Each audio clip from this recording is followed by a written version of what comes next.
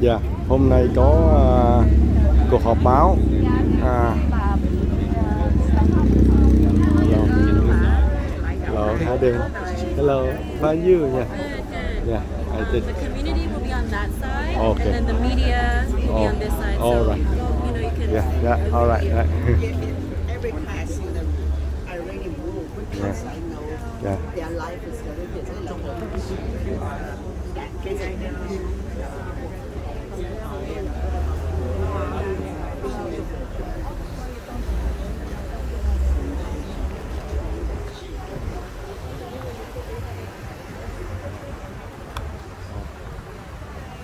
Hello, hi. Come up on the sidewalk to film. We just don't want anybody in the street Oh, for that's safety. it.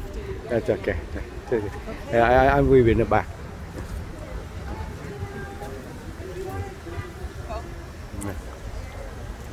Hello, hello. Hi, then. Yeah. Hôm nay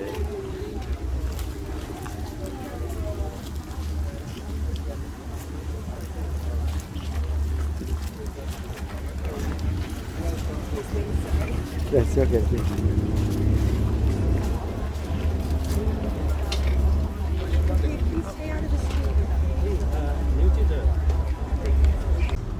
Of an incredibly tragic event just yesterday, 2 in the afternoon, in broad daylight, right here. We lost a beloved member of our community, the Chinatown community, here in Little Saigon. And we are coming together to create this space, a vigil with this altar to our beloved community member who is lost. I want to first recognize that the violence that we are experiencing is incredibly unacceptable. It's shocking. This particular event seems so shocking. And for this community, I see many of you here from Little Saigon, from Eastlake, from the Chinatown community. There's been a cumulative level of violence in our community. Not just yesterday, not just the week before, but for months, for years, for decades even, right? And so I wanted to make sure that we honor our beloved. And I know many of you know her name. Since I am a representative of the city, I won't be saying her name tonight, but I know many of you are her friends and very close to her and will perhaps share your stories with her.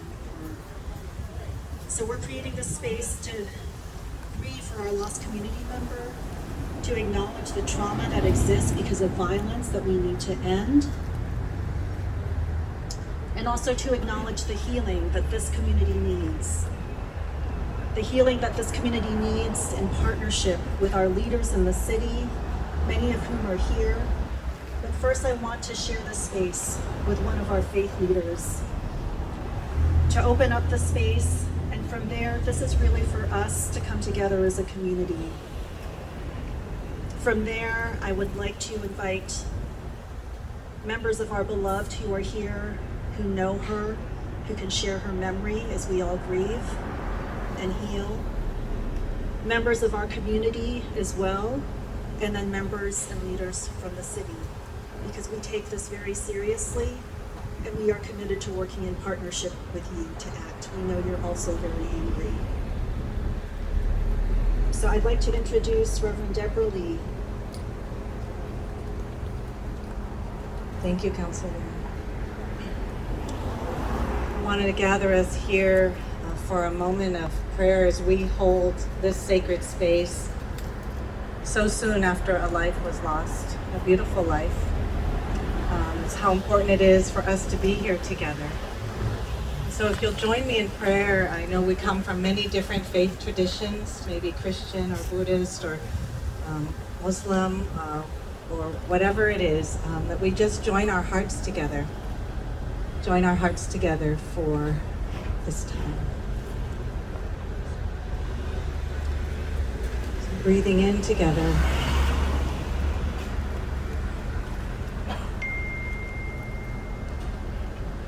Breathing in and breathing out. Holy One, Divine One, the giver of life, one of many names, we come together today to mourn the tragic loss of dentist Lily's life, dentist and dancer, friend, community member. We come together to acknowledge that every life is precious. And a senseless act of violence is one that we cannot accept, not one more. Here in Oakland, in Little Saigon, in any city in this country, not one more. We ask that you help us as we are challenged by the feelings of loss and grief and anger and rage and helplessness and hopelessness. We ask that our coming together today will strengthen us in our resolve to be people of peace, to be people of compassion, to be people who want real solutions and an end to systemic violence, who want strong communities and healthy children and safe places where all people of all ages, race, color, and creed can thrive. We ask that we come together across whatever fractures and differences that exist in this community and come together to say no. No to violence, and yes to healing, and yes to wholeness. And as we struggle to make sense of what has just happened yesterday, that we can commit ourselves to finding real, deep solutions. So hold us in your sacred love. Hold us as our hearts are broken, and guide us in our strongest values and our commitment to honor this life. In your many names, Amen, Amin, Ashe, may it be so. I do have some candles here, so those of you who would like to honor Lily Shu, you can take a candle. I have a lighter too, and you can offer it during the course of our time together. I'll pass this around. Thank you, Reverend Deborah Lee.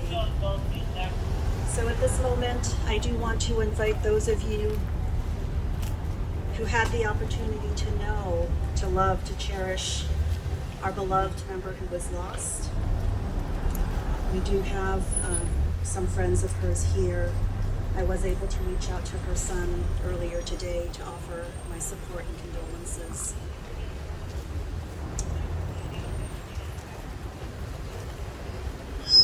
要是有人在这边认识Lily的话，现在是可以到前面，对，可以说就是欣赏上面的感觉。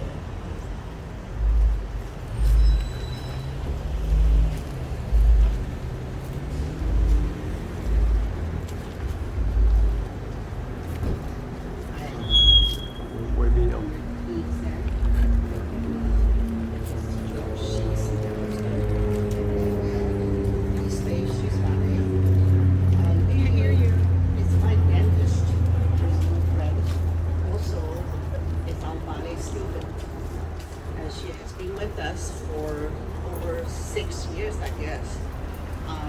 She's very passionate and a very live fully, a very kind person.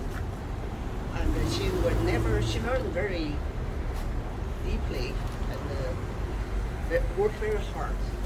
And for the dancing, she learned from scratch. She never had experience.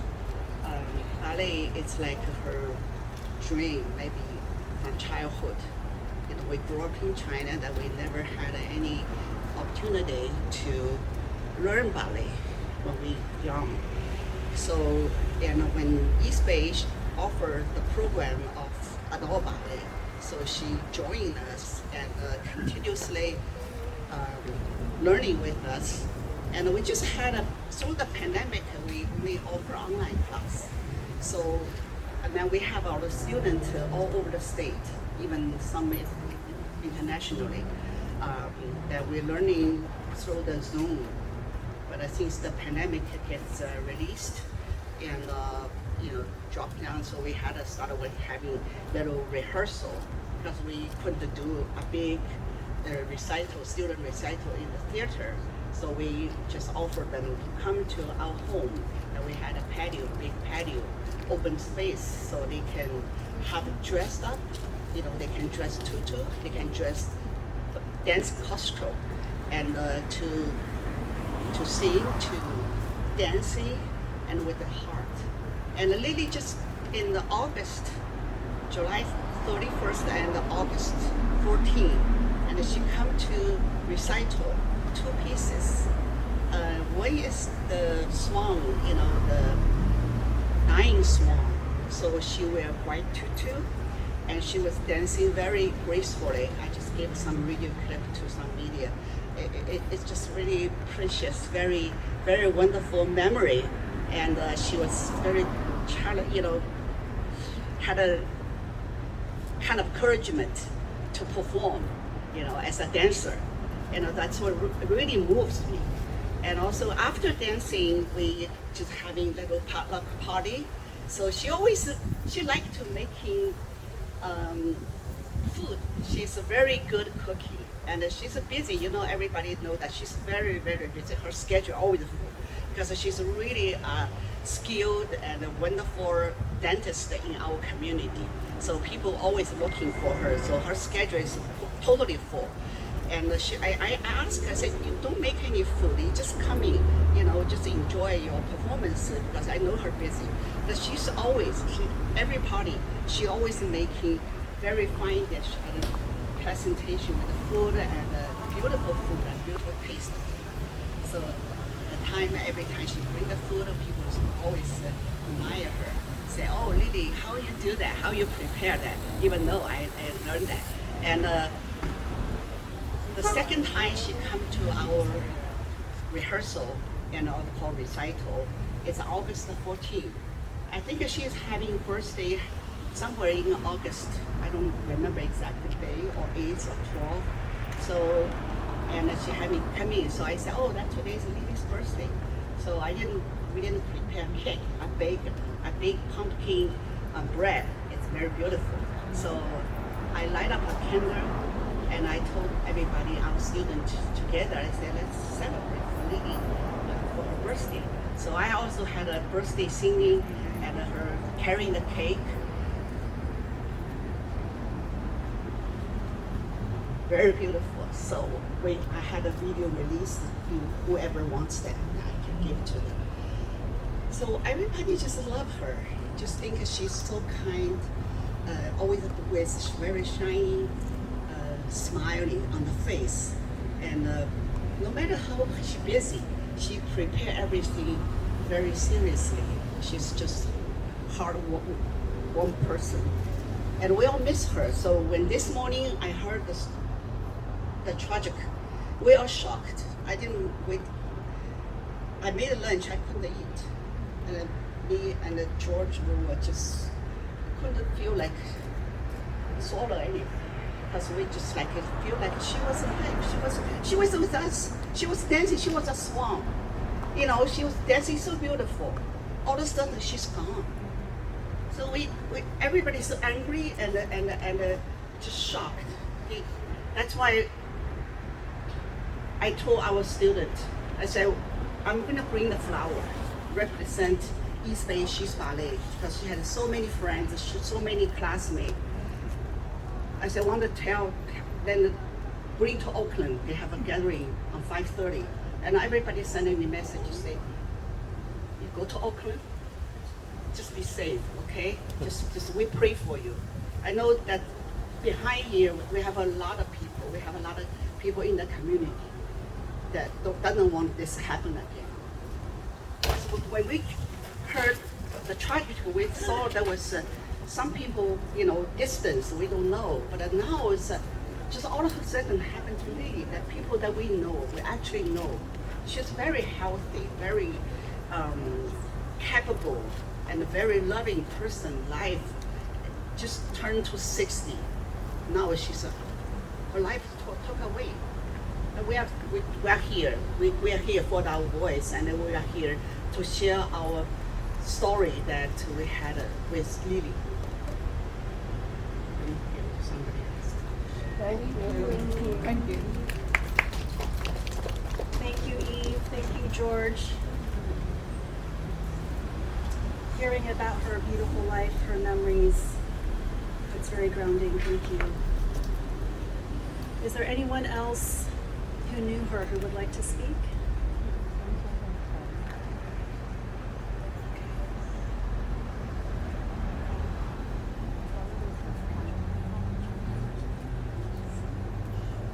We can ask people to be on the sidewalk to come closer. Yeah. Lily is my dentist, and also she's my students for ballet. I teaching ballet a long time, but for the adult ballet since 10 years ago. So a lot of students, including Lily. Lily learned from me about 5 years before pandemic. We are in the another city. She's learned very hard and very try her best. You know that adult people learn ballet and not so easy, but she is very try hard, reach my point, reach my what I ask her in the Zoom class. And after pandemic, we just the Zoom class. She about 3 or 4 times a week come to the class, and then I will say, Lily, straight, we make point. Now, everything is gone. Sorry.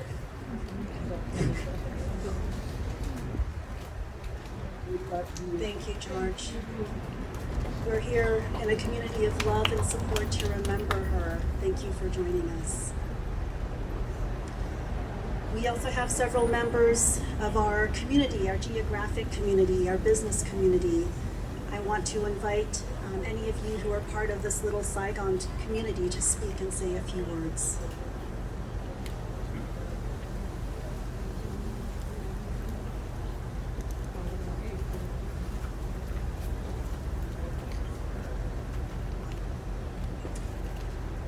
Hi, good afternoon, everyone. It is with much sadness that we come together today, and thank you, Council President Nikki Fortunato, for convening us today.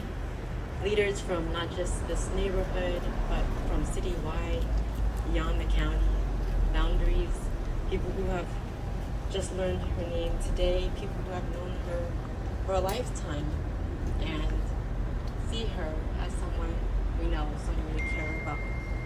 And many communities do not have the fortunate opportunity to be remembered and to be held by such a beautiful community and home that we call Oakland. And so with that, we are here today to think about the life of Dr. Zhu and the life of many people who are nameless, that are lost in our cities every day, whether that loss is to gun violence, that loss is to poverty and destitution, that loss to being fallen through the cracks. And we're here today to not just stand for justice and ask and demand for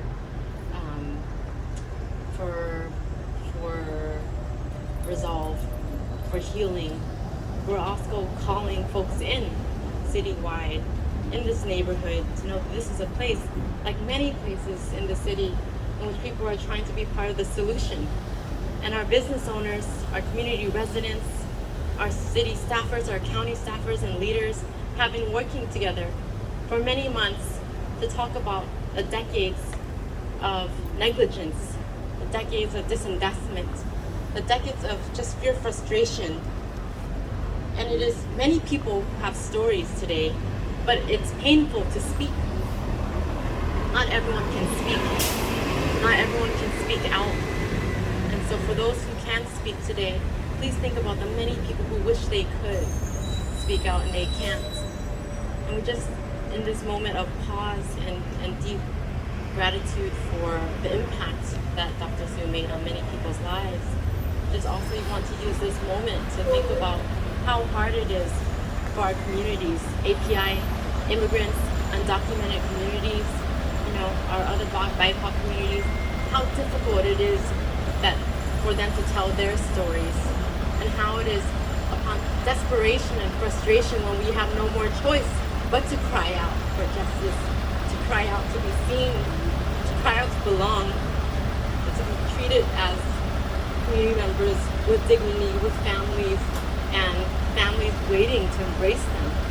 And so with that, I just ask you, thank you all, but ask you continue to be part of this community, be part of the solution, because we are reaching out. We are reaching out, and our council president, citywide, everyone is stepping in, but we need more to make the lift lighter, and this work continues to bear a heavy burden on our shoulders and our hearts. And just last week, our community members and businesses met together and said, the city's best, our best, is not enough. We need more. And because we can't wait for another tragedy, and just like that, a blink of an eye, here we are today. So when we hold that and remember that we are earnest and we are eager, and we are just really yearning for everything that our leaders here, the beloved members and friends of Dr. Su's life, to realize the potential of everyone's aspirations for safer communities and just resilient neighborhoods. Thank you. Thank you. Thank you, Dr. Jennifer Tran, for your leadership here in Little Saigon, for calling us in. That is why we are here as a community, as well as leaders from the city. From our Department of Violence Prevention, to our police department, to our pastor who works with our police officers, to staff from Assemblymember Bonta's office. There are many here, Councilmember Lauren Taylor and others, a representative from the mayor's office as well. We are here for you. I do want to continue to invite others who want to help hold this space as we remember our beloved, as we grieve, and also as we call in to be solution-oriented, as you just heard. Other members from Little Saigon, our East Lake community, our Chinatown community, we are all grieving this loss.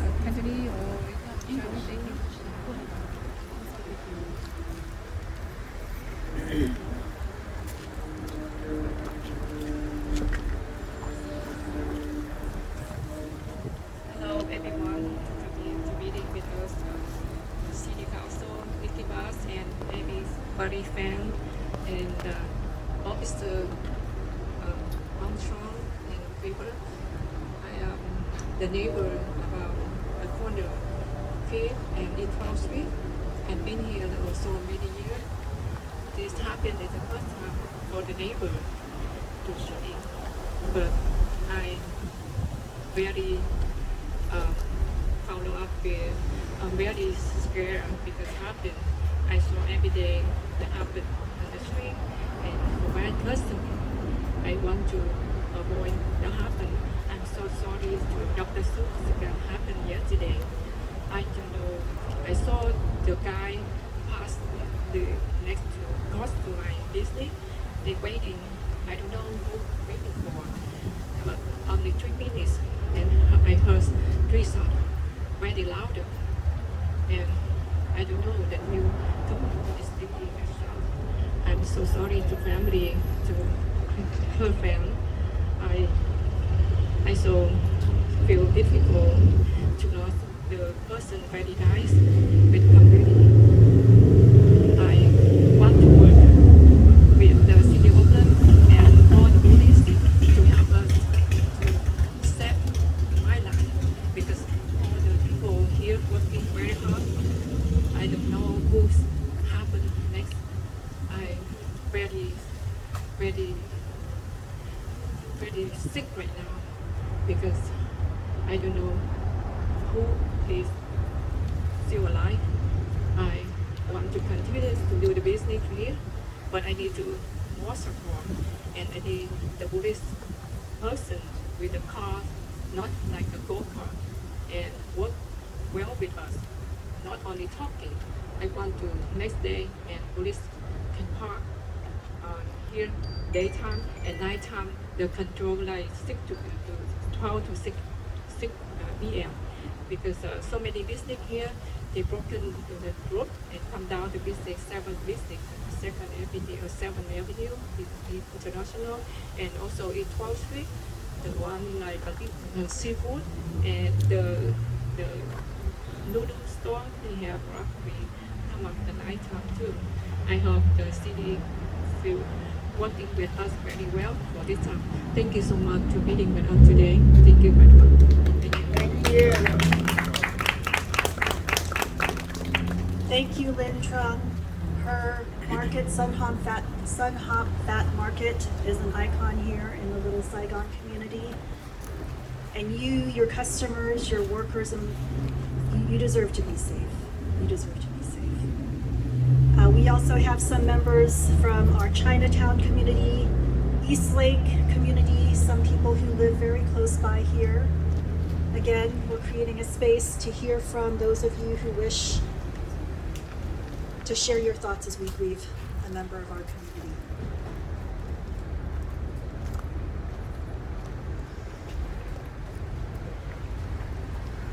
Happy New Birth, everyone. My name is Eddie Zhang. I'm a resident in Oakland. I just want to express my condolences to Dr. Su, as well as all the members of the community who have been harmed.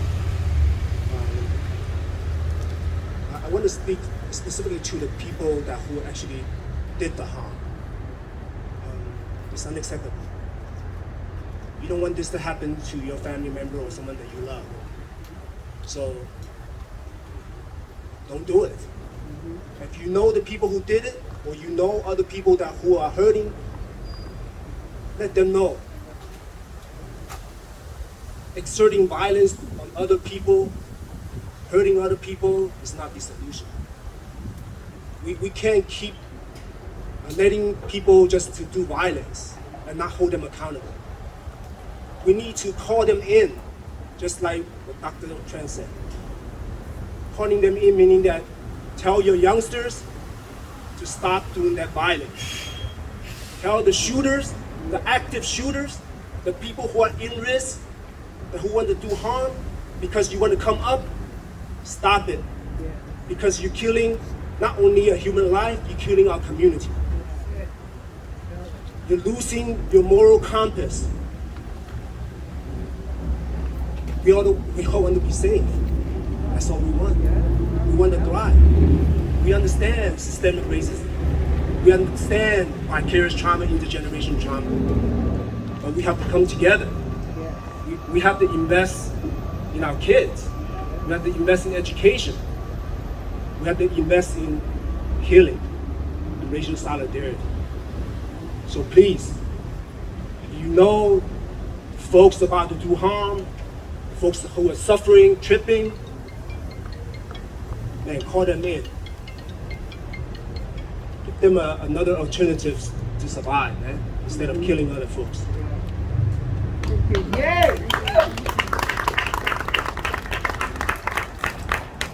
Thank you, Eddie Zhang. Thank you for your leadership, for calling us in, and for being part of the solution.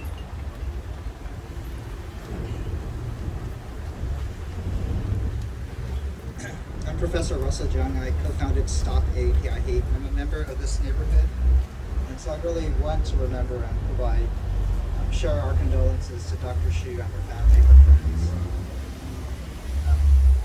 From Stop AAPI Hate, we know this type of violence has gone on too long, too pervasive, too violent, too deadly for our communities. So we do want to remember Dr. Xu as an individual. her gifts, her talents, her life.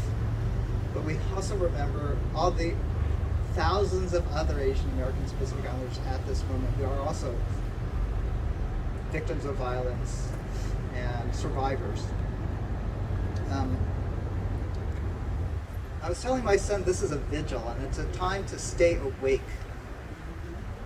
And I really want to point out to look at our community. This isn't just an AAPI community, this is an Oakland issue. And you can see here the multiracial solidarity and support of Dr. Hsu. I really want to acknowledge that. This is not an Asian Pacific Islander issue only, it's an Oakland issue, and we're here awake together. We come together as a vigil to find support for one another, to grieve together. And seeing all these members of the community coming together does keep us awake, does keep us strong, does keep us, like Eddie said, holding our youth accountable, as Dr. Tran says, seeking justice and the systemic sources of the violence. And so I just encourage the AAPI community and the Oakland community, let's stay awake at this moment. Let's look out for each other, be on guard for one another, because that's what we need. It's not going to be a police response that's going to make us safe. It's knowing that our family and friends are behind our backs, watching out for us. So I'm just grateful for President Ross Virginia for bringing us together, for keeping us awake. And I, again, pay our respects. Thank you.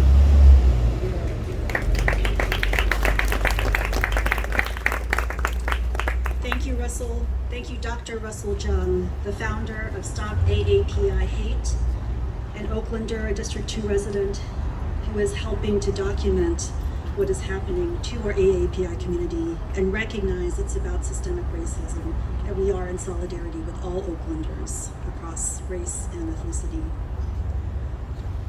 At this moment, I do want to recognize we have a number of our city leaders here today. As you heard, this is a space for grieving, for remembering and celebrating the life of a beloved who was lost, and also the life of many who have been lost, some of whose names we don't even know.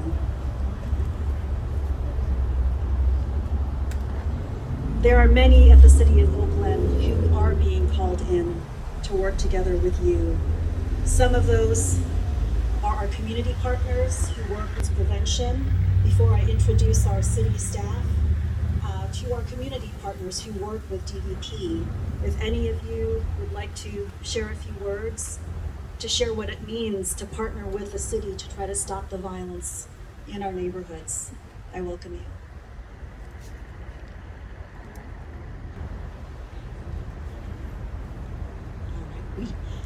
We do have some amazing community organizations. I won't put anyone on the spot.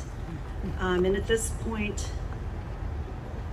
perhaps I could ask if it's feasible for the City of Oakland staff, leaders, at least one rep from the departments, the offices who are here, as well as our county and state reps. I want the community to know that we are calling each other in together to stop the violence. So I will call you forward. We have with us our Public Safety Chair, Councilmember Carol Fife. We also have Councilmember Lauren Taylor. We have the Director of our Violence Prevention Program, Chief Cespedes and his team. Many of his team members are here. We also have our Chief of Police, Chief LaRon Armstrong, and a number of members from our OPD partners. We have Mr. Zay from the Mayor's office as well. I'm not sure if I got everyone, but I do want you all to know. Oh, and also we do have a representative, Laura Maxey, from Attorney General Rob Bonta's office.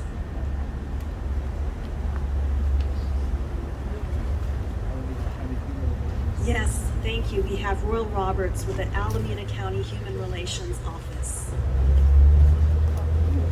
Yes, and we have, of course, Celine from the the office of Assembly Member Mia Banta.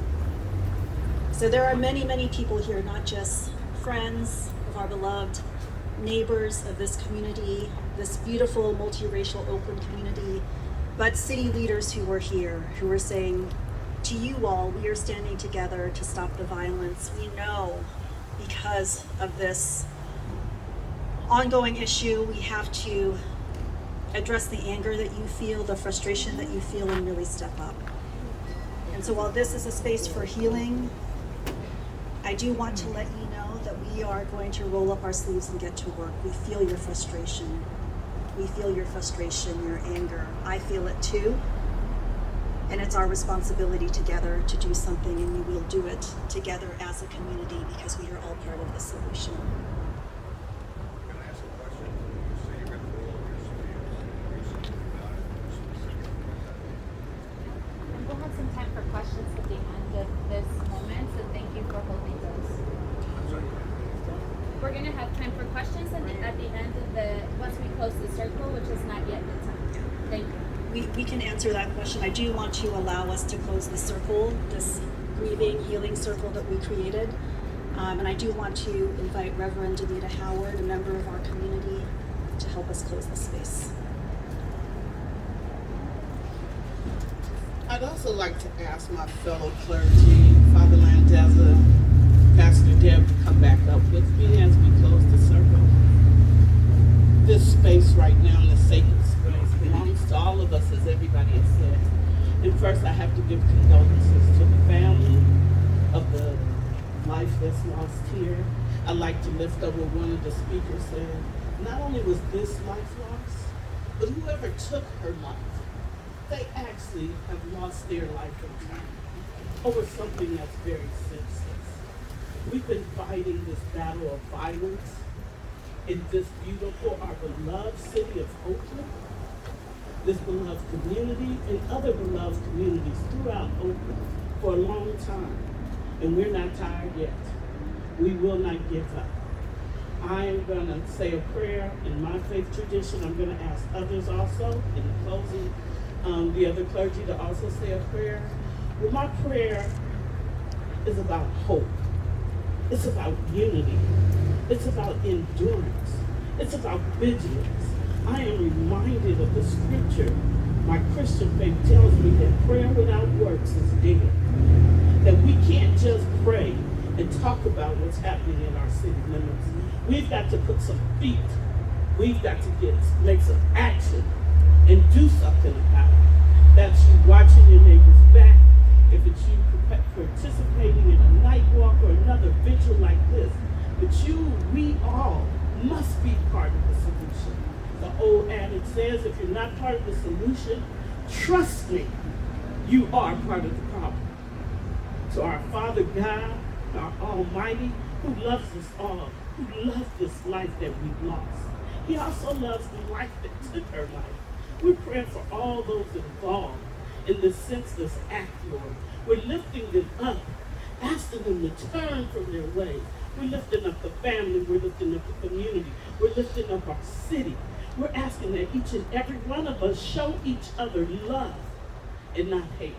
That we show each other empathy and strength. That we be a shoulder to one another. But not only that, that we work together to stop this senseless violence here in Oakland. This is our beloved city. This is our beautiful city. This is the village that speaks like no other city in the Bay Area. We are diverse. All of us make up and make this city what it is in all of its glory. And we want to say that this negative act, this violence, this senseless, this ugly thing that has happened does not define who we are, does not define who our city is. We thank you for all of those who are working hard, these city officials, our Chief of Police, Chief Armstrong, Council President Bass, and all of those who won't give up, no matter what it looks like, will keep going forward, will have our backs in the fight for justice and peace in the streets of Oakland. This is what I pray, and I invite my fellow clergy to pray also. May our love and may our solidarity And may our creativity in finding new solutions to a long history of violence, may they inspire us, and may they be stronger than all forms of hate and violence. So may we leave today knowing, having faith that it is love that wins, it is community that provides safety, and that together we care for one another. My name is Father Jason Landizza, pastor of St. Benedict Catholic Church on 82nd and Crawford, Stoughton, chaplain to the Oakland Police and Fire Department.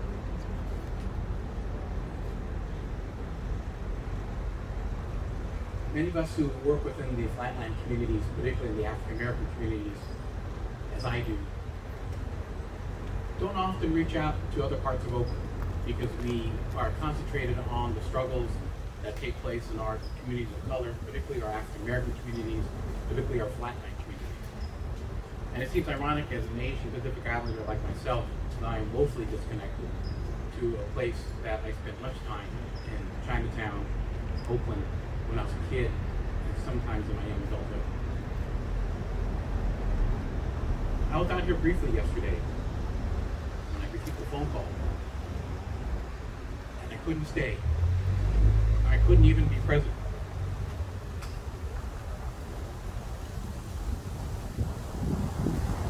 Just too much of this stuff. Just too much of this stuff.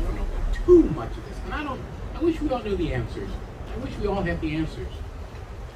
But if it means for us to be able to reach out in areas that we've not been able to reach out before, may that be the challenge and legacy we leave, Doctor. That this woman, again, as we said many times before, provides us an opportunity to reach across as beautiful and diverse and wonderful city as Oakland is. And yet, in so many different ways, we remain very much part of each other. So we pray that you may rest in peace, Doctor, and that your legacy may continue to live on forever. Amen. Thank you, everyone. Please feel welcome to share a memory at the altar, and we will take some questions after. You're not going to take one right now.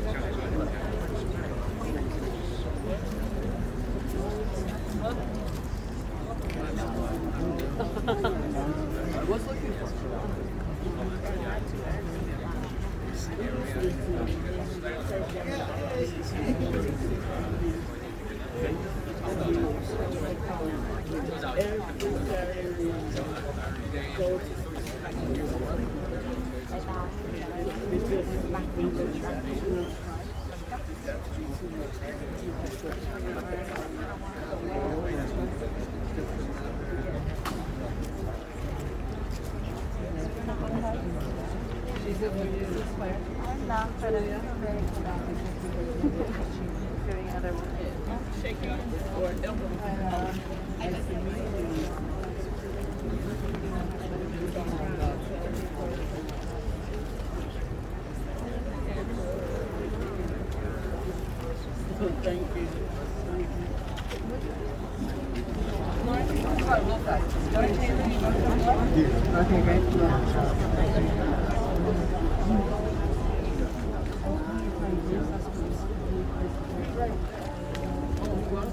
know, there we go.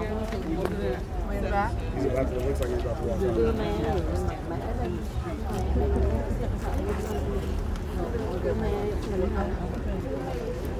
Yeah, you get it. I know you. You get it. Hello, how you doing? Hi, Taylor. This is Ning. Nice to see you. Yeah, do you remember me? I do. We never We lost big love. This is doctor.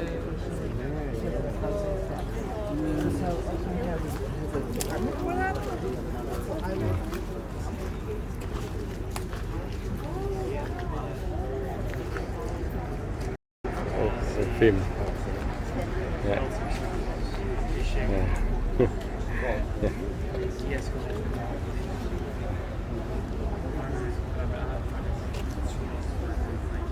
Quay phim ghép vô một clip luôn.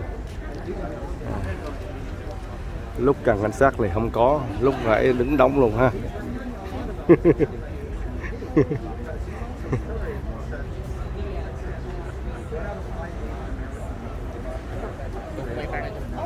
Hả? Ba sau lưng á. Bởi vậy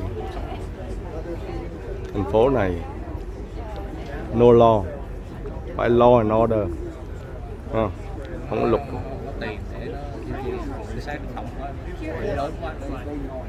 Yeah. Không có luật. Mình bị ba lần rồi, cắt bô 3 lần rồi. Yeah. Mà có lần cấp ban ngày luôn. Nó không sợ đó, không có luật pháp đó. Không có ở nhà bỏ cái còi, cái loa á, đựng ra bóp nó hú, nó sợ. Mấy đồng bạc à, gắn bóng remote control á, nằm trong nhà bóng nè. Dưới sàn về á, ông kia ông ra, người Việt á, la mà nó bắn chết luôn. Cái vụ cách đây mấy tháng anh Chim nhớ không? Yeah. Ông ra ông la nó cắp bô á, nó trúng bắn luôn. Auckland tụi nó có súng hết á, la nó bắn á. Mà mình ra mang súng bắn là mình vô tù.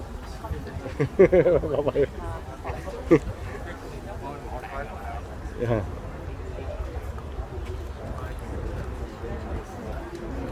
Yeah, xong rồi tới họp báo. Yeah. Quý vị. Not at all. You see it on her camera. My neighbor, Asian or elderly, knocked down nothing, dollars. So my daughter takes the bus home.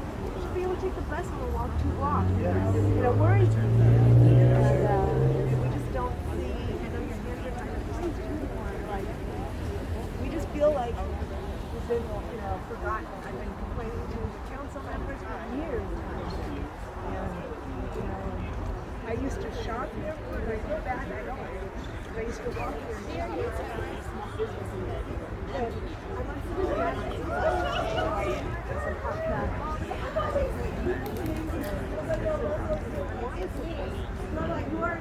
on some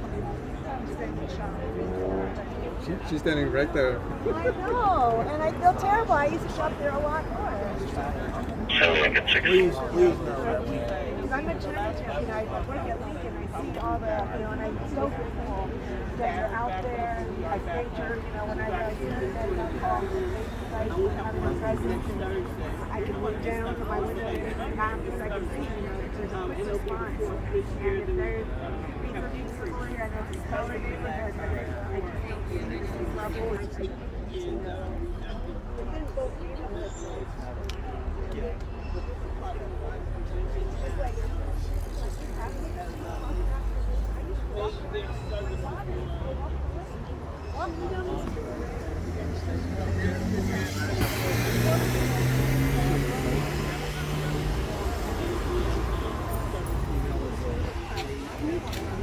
Yeah, right now, yeah, all the please talk to all the people here, all the new media, interviewing people. Yeah, there are a lot of people here.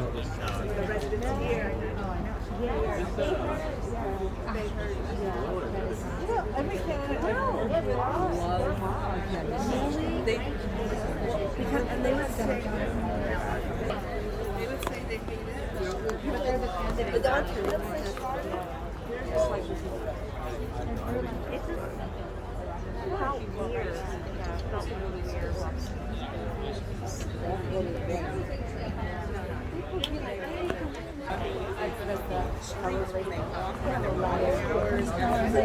One of their dogs. I just wait across the street. So Yeah. Go to a people on load. Just walk around. Go to see the fans.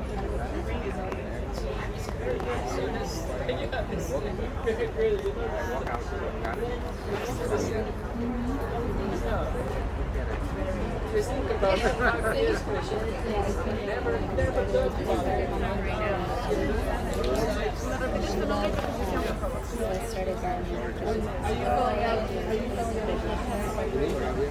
Yeah, he's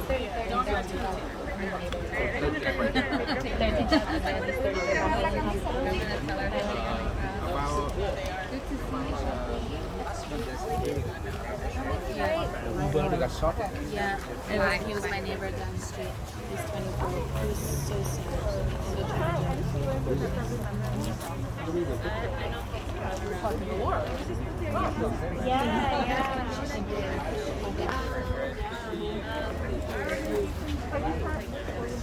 Let me ask for their contact. All the media here, all the police.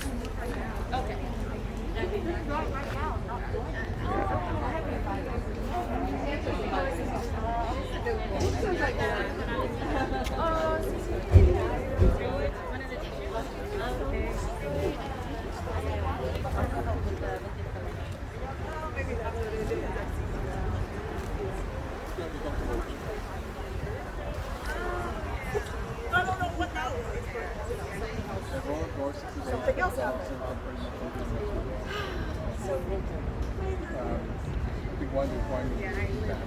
All right. That's it. I'm out. I was just